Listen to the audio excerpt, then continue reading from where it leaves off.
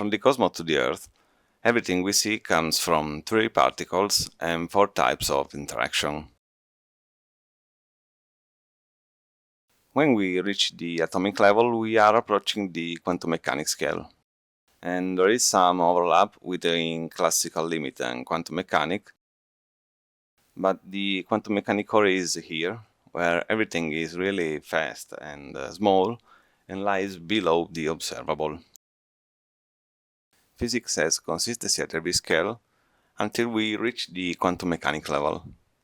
Here, what we know about physics breaks down, and we have the so-called counterintuitive effects. These 3 particles are enough to make everything, from hydrogen to galaxies and beyond. We have an emergent complexity, where something very simple can bound in many ways, and the increase in size allow for even more and more combinations. While the simple makes the complex in classical physics, at the quantum mechanics level we notice that complexity is fundamental. Here we have 61 elementary particles, if we follow the standard model. And this is not enough.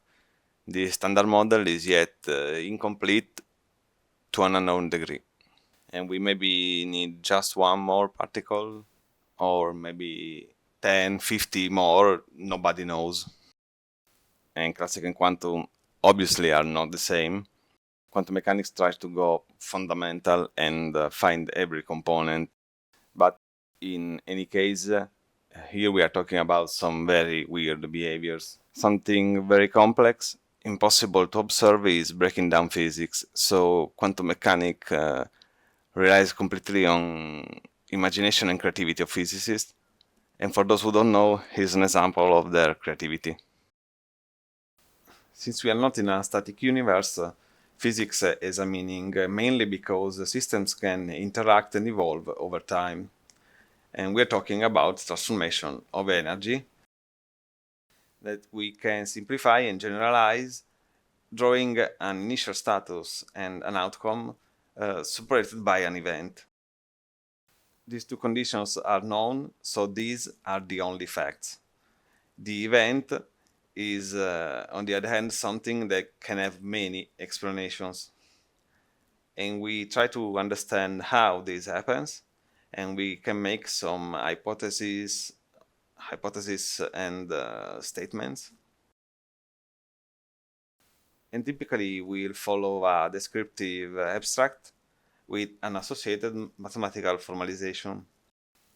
Anyway, up to this point we still have nothing, because now we have to perform many experiment or observation to test if this is wrong. And this is important. We have to stress test our thesis. Now, in quantum mechanics, there is a subtle different approach, because it skips the intermediate event to get a mathematical solution that connects A and B. Only later we try to interpret it using math to infer the explanation. And some say there is no need for interpretation since we already have the math. Some say there is only one interpretation, but there are many opinions and no single answer. And the resulting description is where we find the counterintuitive effects. Entanglement, some superpositions, teleportation, randomness, tunneling, and so on. And quantum mechanics work, but we are seeing here why and how. And it's only now that quantum tries to explain the physics in between. Sadly, nobody knows what this math means, and there is a barrier of speculation, so all these effects must be considered myths, because here there is no fact.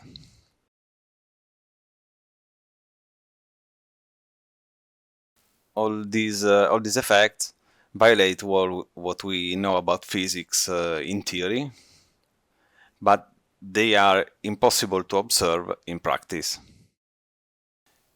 Also, while classically description and formalization are interchangeable, so you can exclude one or the other and you still get what's going on. When we look at the quantum physics, on the other hand, we have only math, and if we drop it, we are only left with the speculation because there is no understanding here. And there are some more general issues with quantum physics.